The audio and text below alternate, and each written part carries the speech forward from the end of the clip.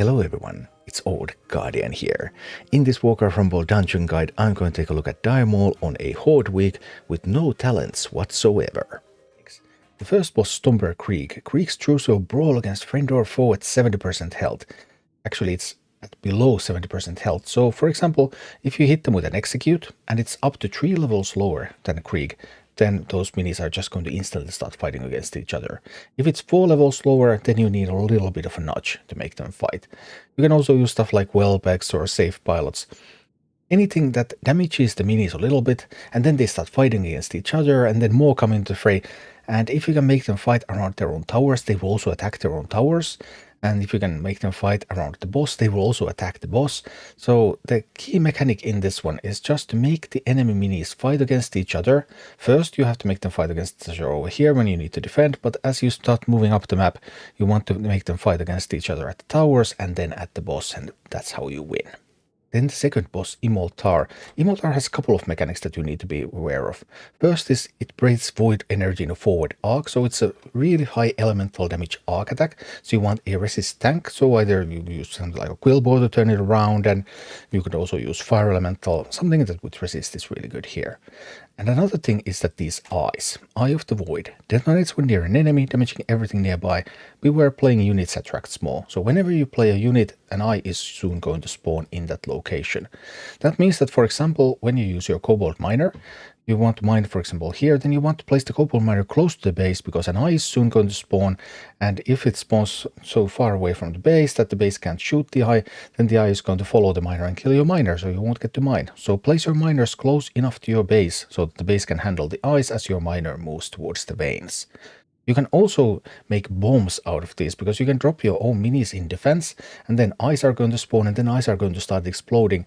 And you can make those eyes explode also for defensive purposes, and you can also make eyes explode at Immol'thar, so that those eye explosions are going to hurt Immol'thar a lot. Another thing to keep in mind in this one is Immol'thar has banshees, so if you use some kind of fire elemental strategies, be wary that those don't get mind controlled. So you can turn Immol'thar around, you can go in with Fire Elemental. One strategy is also to distract and attack towards this tower while sending a Plague Farmer, because Plague Farmer outranges Immol'thar, Immol'thar won't aggro it, so Plague Farmer can actually solo Immol'thar while you keep Immol'thar busy on the other side of the map. So a couple of different ways to handle this one. And finally, the third boss, King Gordok. King Gordok has Greater Fury, which means that King Gordok is just going to hit faster and faster and faster. And King Gordok also has a Pocket Healer.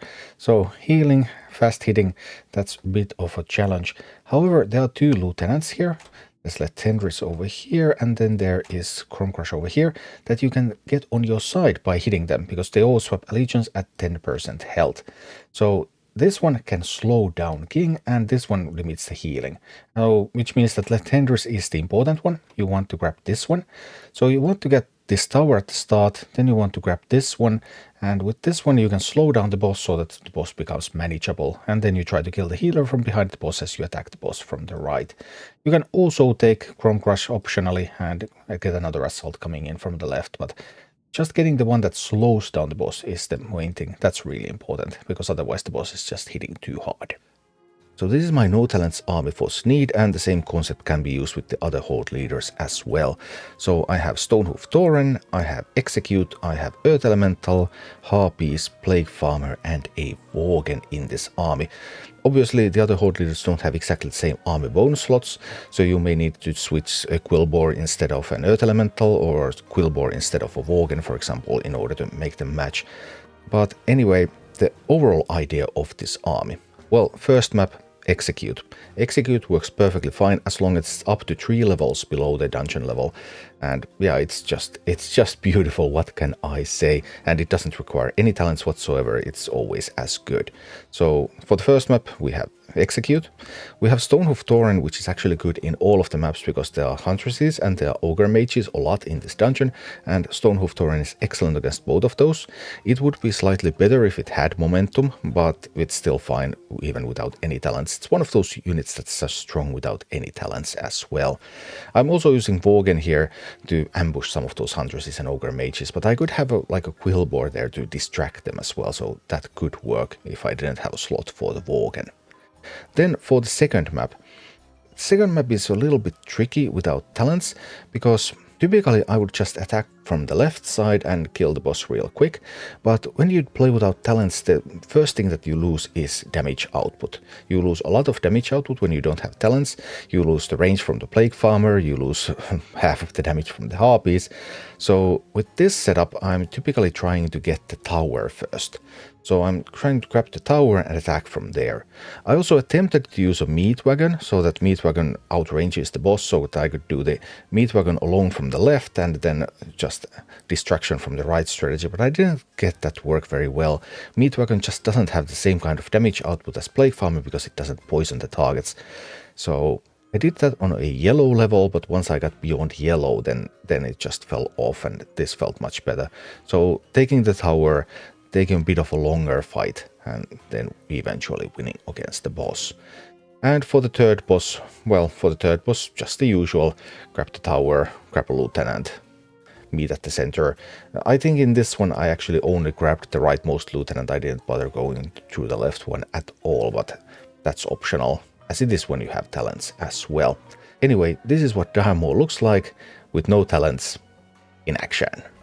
So here we go, first up Stomper Kreeg, and luckily execute works as always, so execution on the initial run and they're just going to start fighting against each other. And then I'm going to start trying to attack the tower, see if there's reinforcements, if there's a hunters or if there's an ogre mage that I can ambush, and I find an ogre mage that I can ambush. Well, the ambush was a bit mediocre, but it was successful enough here. So we're going to grab that tower.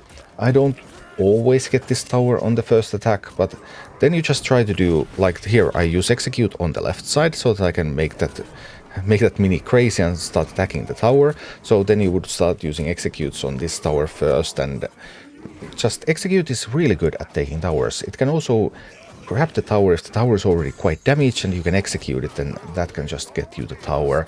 And also just making minis fight against each other, that is really the key in this one. And here, as you can see, I wait until the ogre mage started attacking my base and then I deployed the harpies. Because if I deployed the harpies first before the ogre mage was committed, then it would have just shot my harpies and they go in a single hit. But just waiting until they're committed means that you can add your DPS minis and then they will be able to start dealing some damage. And here I have an opportunity to start using that execute. And yeah, making everything fight against each other. And Plague Farmer is excellent here, because then once they fight against each other, Plague Farmer can come in and chip in a little bit of damage. I'm using a Worgen here again in an attempt to ambush the Ogre Mage, but this time that attempt actually just fails. Over here, for example, that Quillbor would have been stronger to distract the Ogre Mage. Okay. Everyone's a little bit crazy. I have not been able to hold onto the towers, but neither has the AI.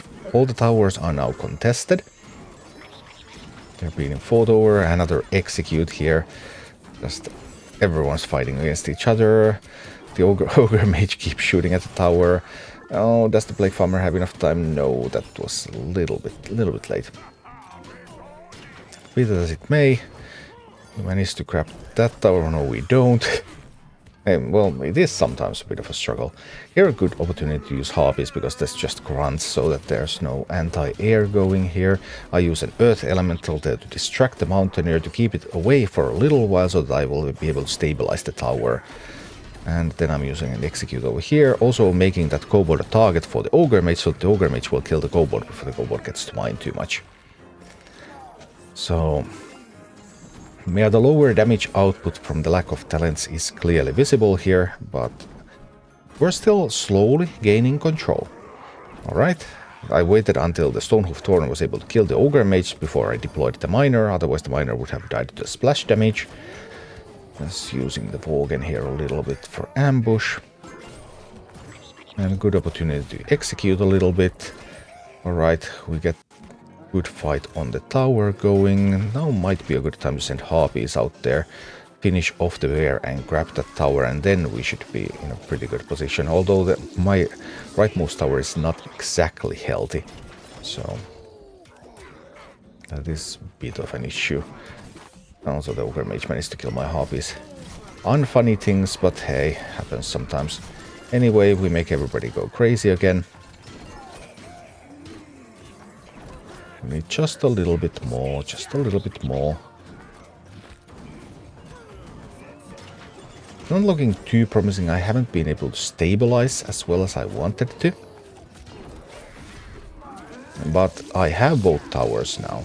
I still have 35 seconds, and I also have Harpies and Stonehoof Tauren going on the attack, with more Harpies coming, and a little bit of distraction there, a little bit of execution, making everything go a little crazy. Alright, and I do have a lot of Plague Farmers, and a lot of Plague Farmers means a lot of poison, and a lot of poison means that it starts sticking, and we managed to get through. Right, then we're up against Immol'thar. A bit of an awkward fight. In this one specifically, I want to attack the tower now because I just don't have that sort of DPS output without talents.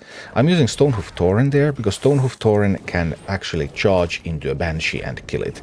But you have to have a charge available. If there's something else coming first, then Stonehoof Tauren can still get possessed.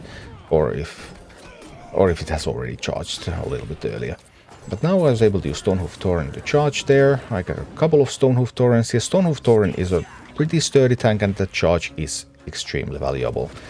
And Stonehoof Tauren also has fairly decent damage output. So now I'm putting out that Earth Elemental to soak damage, so that my Stonehoof Tauren, even though it has only an inch of health left, then it's able to deal a bunch of damage to the tower. And here I'm actually able to grab the tower. So now, awesome. We have the tower and we can start attacking from there. And we're going to try to control the other side just enough so that the AI wouldn't be able to kill me from there. Because even though I have the tower, the AI can still attack from the stone and actually win. And here Plague Farmer again doing a lot of work, because as long as I have tanks that distract the boss, then Plague Farmer, even without the talent, it stays out of reach of the boss's breath. And now I have a couple of Plague Farmers out there and a couple of Plague Farmers poison ticking. That's victory. And at this point only King Gordok remains, and here we go. I'm trying to get the center tower first and then go for the boss on the right, the mini boss on the right. So deploying just enough resources to be able to get that center tower, that's the plan. Here I'm using an Earth Elemental to distract, and again the same thing. I'm using Earth Elemental to distract, and I have this Stonehoof Tauren that doesn't have a lot of health left, but look at the damage output from that Stonehoof Tauren, because it can really deal some damage. I also have the relic now that gave it that one bonus level, so I added even 10% more damage to it, which was nice. And then here we go, time to start attacking at the boss. And I need a distraction. There goes the distraction. It's an Earth Elemental. Quillbore here would be better than the Earth Elemental. But Earth Elemental distracts it just enough. And I can also use Execute on the mini-bosses. The mini-bosses still take regular Execute damage, which means that they fall pretty quickly to execute, as can be seen here.